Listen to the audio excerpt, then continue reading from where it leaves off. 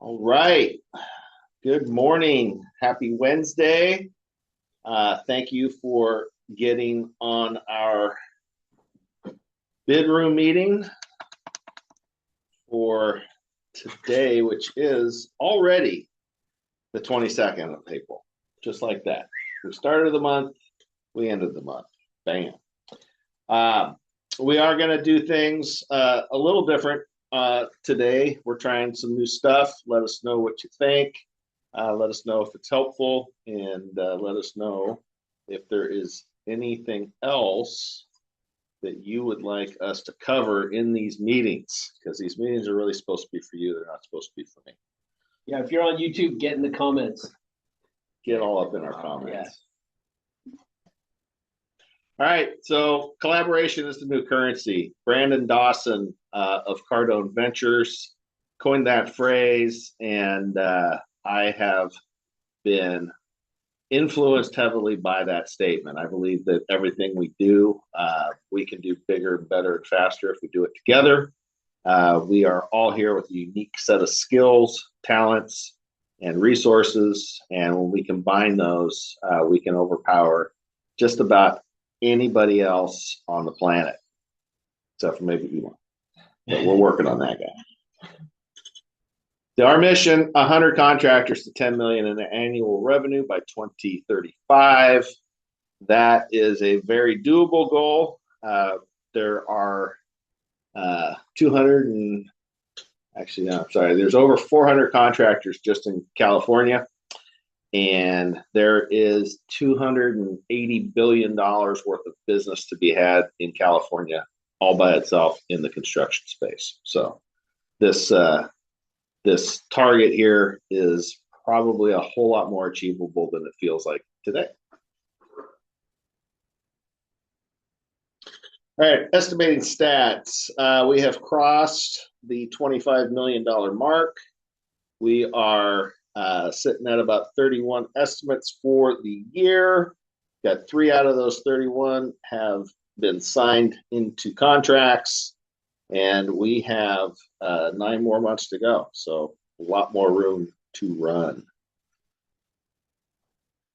So today we're going to talk a little bit about a project that we are currently bidding on. Some of you guys may have already been invited to bid on this project with us. The project is a public storage in Dorado Hills. This project came to us through Tilton Pacific Construction. We did a project with them down here in San Jose, and they have been inviting us to new work ever since. What you're looking at there is a basic site map of what the project looks like on the plans, and the visual below that is our AgTech takeoff, which measures all of the cuts and the fills on the project, and then gives us a cut fill map and a quantity takeoff that allows us to understand how the dirt is moving on the site, and more importantly, if there are excess spoils or if it is an import. So I'm going to run you through one of our bid items today, just to give you a sense of what it is that we look at, how we do this bidding process actually happens here in the office. So, Sandy, will you let me share? All right. Hopefully I know how to do this. It worked.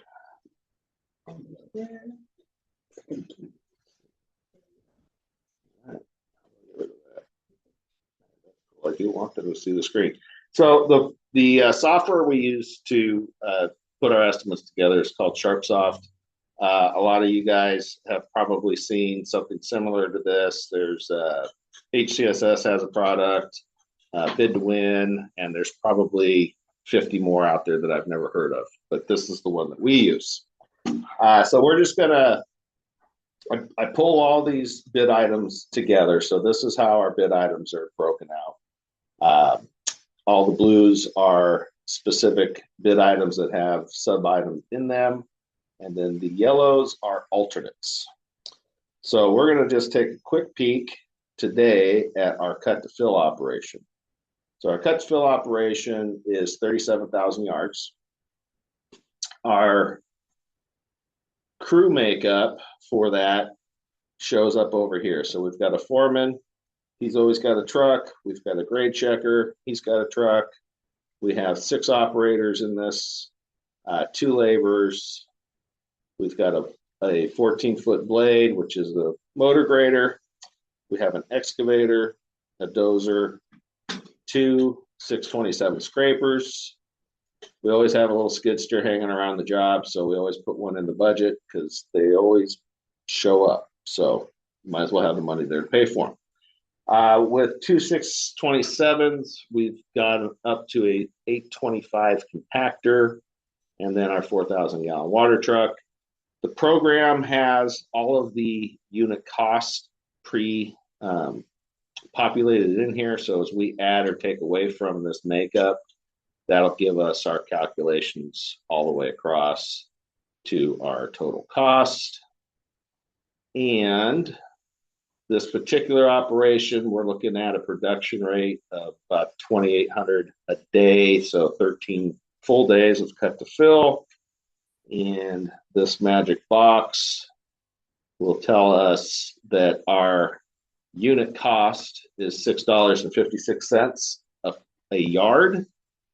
Then our marked up price, so the bid price, is just over $9 a yard. And if I can grab that and stretch it over, it should give us a bid total here. So that is the beginning of the bid process. So we do a full takeoff, we come up with all of our bid items, and then we break each bid item down into its components. Every step that needs to be made along the way, we account for, and then we assign crew and cost to those bid items. Yes, sir, Mr. I'll ask a question for those who may not know. Oh, if you could, so you got 2,854, and that's in cubic yards per day. So that's our crew's production rate, right? Correct. Could you explain what cut to fill means in general? So cut to fill, if you remember back at the slide. In fact, Sandy, why don't you take the slide? Put that slide back up, please. So cut to fill means that we have these red areas are areas where the existing site is higher than the design grade. So we've got to cut this material off of this high point. The blues show up. These are areas where the site is lower than design grade. So we have to build those areas up. So that's what the cut to fill operation does. So you can imagine maybe like a beach with little dunes, and you're basically cutting out geometric shapes in the sand or dirt and making it conform to what the plans are calling for. Yes. Imagine you've got like a little mountain range, and you want that mountain range to be a plateau. You have to cut all the peaks off and use the peaks to fill all the valleys. There you go. Didn't you do that at that golf course? Yes, we did. Let's see. Let's do one more share for me, please. Guess we can. I don't know what I just did, Sandy.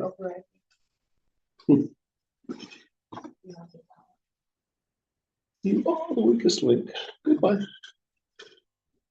All right. So after we've broken this job down to all of its little pieces and we've assigned cost to every little operation, then what we do is we go in and we assign our markups to the project. So materials, labor, equipment, trucking, and subcontractors traditionally all get a different markup based on their assigned risk. Obviously, materials, as long as we have done a good job of quantifying those materials, there's really very little risk in the buy of those materials. So we put a smaller markup on them. Then over here we insert our operational costs. So it's indirect costs. So the cost of the office, the insurance, all the things that it takes just to keep the doors open. And then that all tallies up into. So real quick, what's the biggest risk on a job? What item out of those? Labor is usually your biggest risk, followed by rented equipment. Because if you own the equipment, you traditionally have a lower cost of operation. If you're renting equipment, then every day you go over budget, you're out of pocket. That's why labor has the biggest margin on it. Correct. Yeah. All right, and then final thing that we do is this is called the rounding sheet, and we go through here and we can toggle our unit costs up or down based on how we want to load the job. Typically, you're looking to put most of your cost in early, so you look for your early items, and you want to round those ones up, because then you are collecting more cash up front, and then the job finances itself instead of you financing the job. And that is the crash course on cut to fill and how we bid work here at South Bay Grading.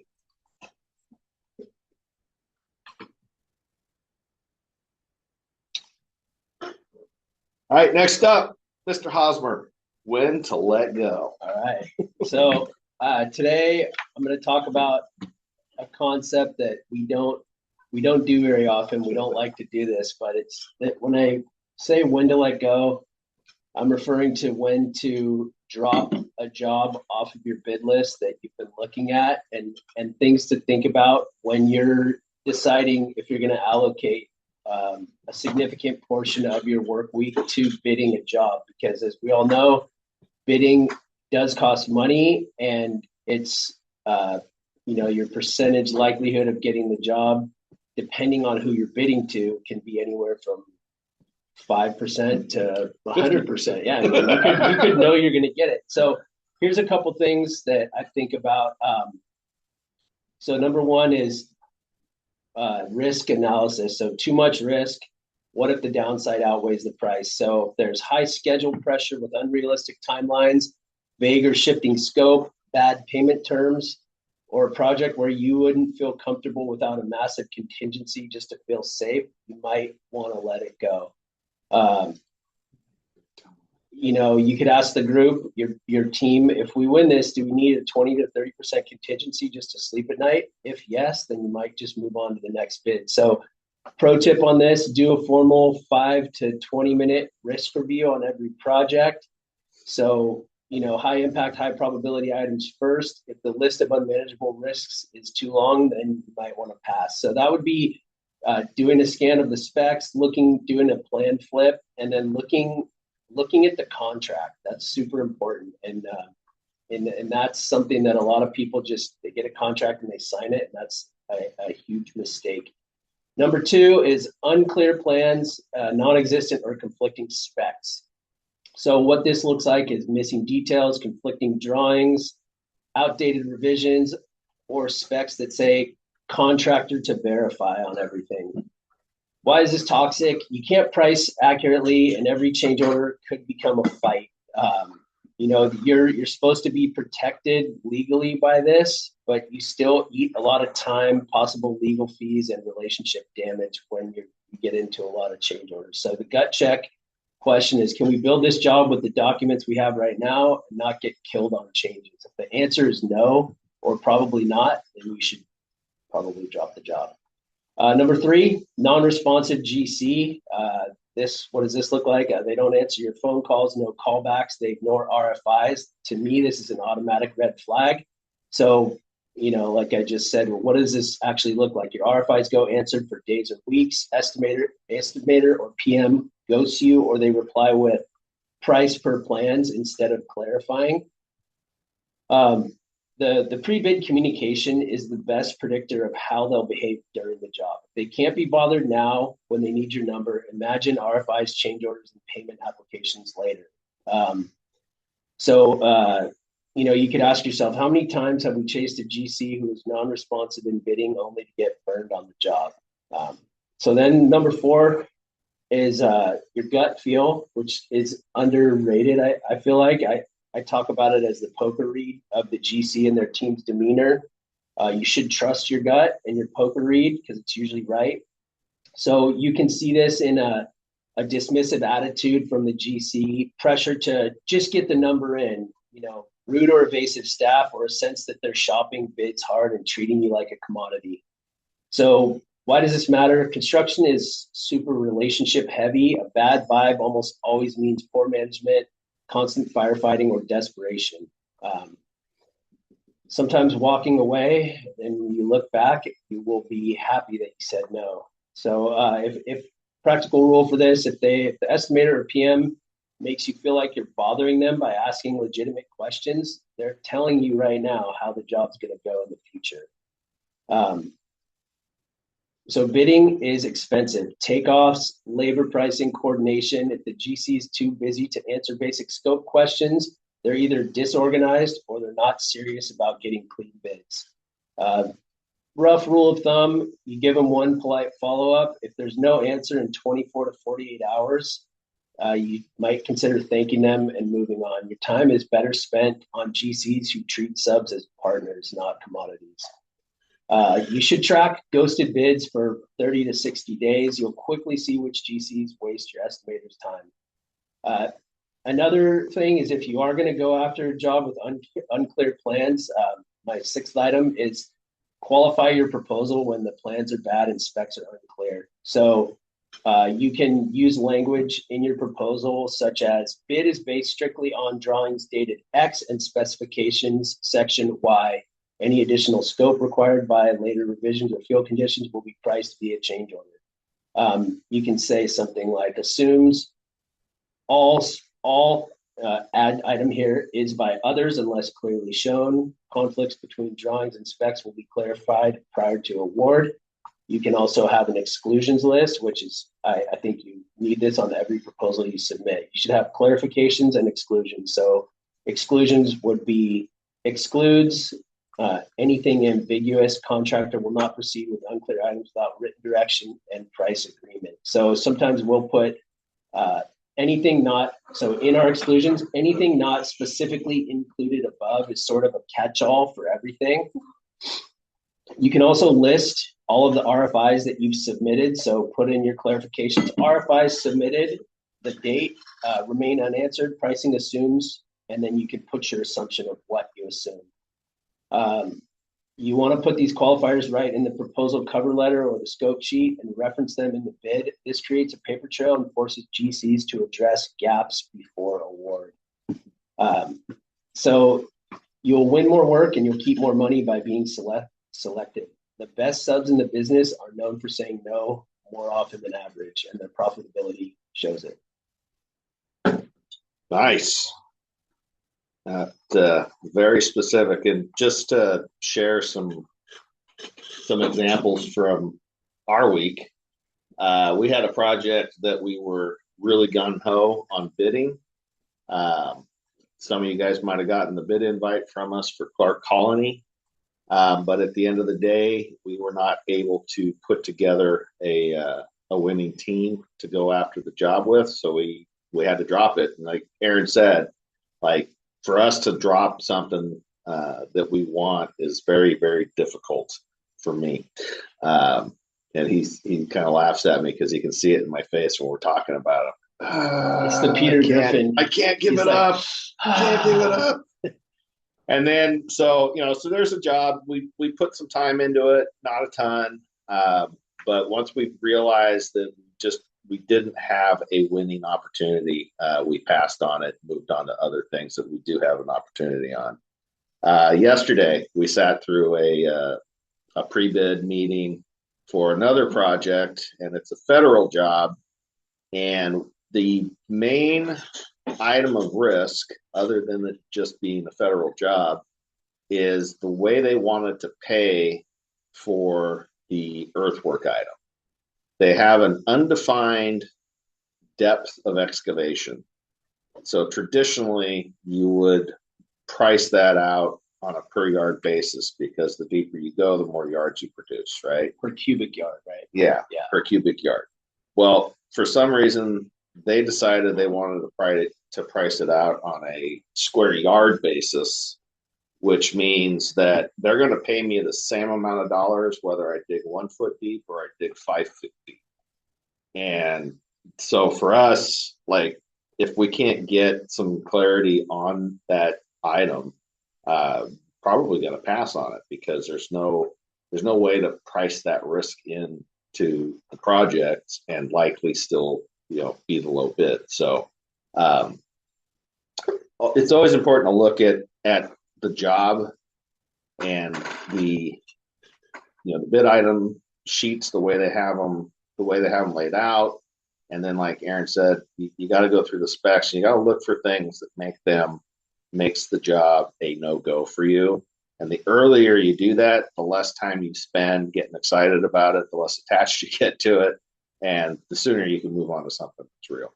Yeah, so the first move before you start measuring lengths and widths and stuff and doing a takeoff is to look at the job and see what the big picture looks like and what the end goal looks like, if it's even a biddable project.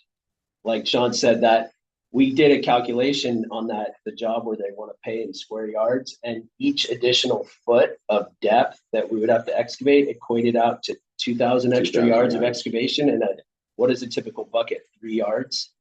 Depending on what you run. I mean, so that's a lot of buckets of digging. If you 2,000 divided by 3, that's a lot of excavated buckets.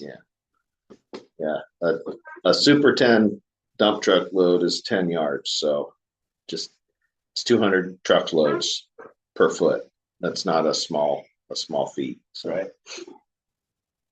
So on that note, that note right there on the bid form triggers an RFI. That's the first thing that came to our mind, is we need to clarify this bid item and request that they change it to cubic yards rather than square yards. Yeah. All right. Neighborhood hands. 2 things. We have our regular Saturday program, May 2nd at the Guadalupe Gardens. And that program starts at 7:30. Anybody who is interested in helping out in the neighborhood, it's super easy. You can just show up. They do have if you go to their website, they do have a sign-up sheet, but nobody is going to turn you away if you don't sign up before you show up. The second Neighborhood Hands item is we have a fundraising luncheon on May 14th. South Bay Grading is sponsoring a table. So we would love to have any of you guys show up and support this, our nonprofit. Sandy is the one to contact. We all know Sandy is Sandy at southbaygrading.com. Put it in the chat. And again, this is on the 14th. We are looking. It's a lunch event. Love to have you there. If you know anybody who could be a potential sponsor or donation source, send them our way. We'd love to have them. Book Club, Dichotomy of Leadership. We are on chapter 6, and this one hit home hard today for me. So we'd love to have you guys join us on Book Club. We do it after this meeting. Well, actually, I'm sorry. We've changed up our meeting schedule. So Book Club happens every week. This meeting happens every other week. So every week we do the Book Club at 8:45. Love to have you join. Again, if you'd like to get more information, you can hit up Sandy at southbaygrading.com.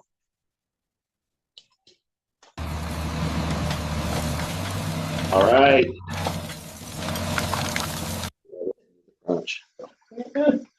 Got got to keep it crunchy. Don't quit. Got to keep pushing. There's plenty of times that you will be presented an opportunity to give up, but the people who are successful, they have a way of never giving up. So keep pushing, keep crushing. Doesn't matter how long or how slowly you go, as long as you do not stop. That's for sure. Tortoise in the hare, right?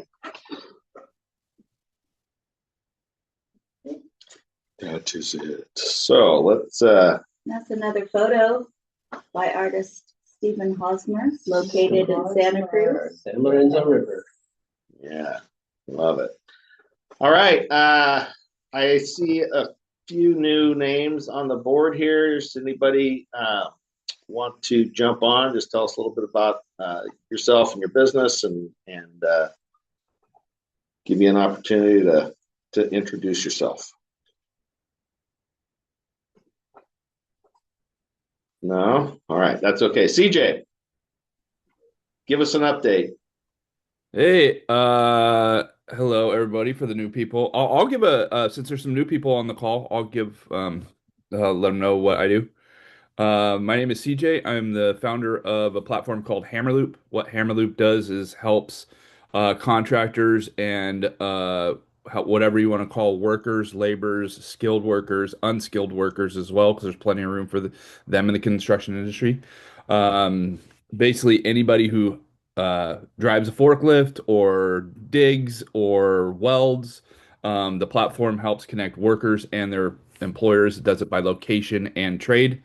And It makes it essentially what we're trying to create is like a LinkedIn for the construction industry between workers and employers. So anyways, it's going good. I think last time we were on here, I said that we had 1,000 profiles, but we now have 1,060 worker profiles and 150 employer profiles on the platform. So we're growing every day. And then we just had a little quick update. We have another feature article coming out on Under the Hard Hat. Under the Hard Hat's a really cool construction industry website. And then I think we're going to be on a podcast here in the next month. So that's it for me. It's a little update on where we're at. Thank you. Cool. Thank you, CJ. I like to think of it as the Tinder of construction, but that's just me. The other day, there was a group of people around a table in my hometown where we were sitting, and I was explaining what it does, and there was some single girls in the group that we were sitting at, and they're like, "Oh, maybe we could go find a date on there." Yeah. Dual purpose. There you go. Guys with jobs. Yeah. Right on. Well, everybody, I really appreciate you taking the time to hang out with us here this morning. We are 100% here to help. So any questions you got, anything you'd like more information on, reach out to Sandy and we will definitely get back to you. We're looking forward to 2026 being a huge year. And we couldn't be more excited about the opportunities that we see out there every day in the market. So thanks for joining, and we'll see you again in 2 weeks. See you guys.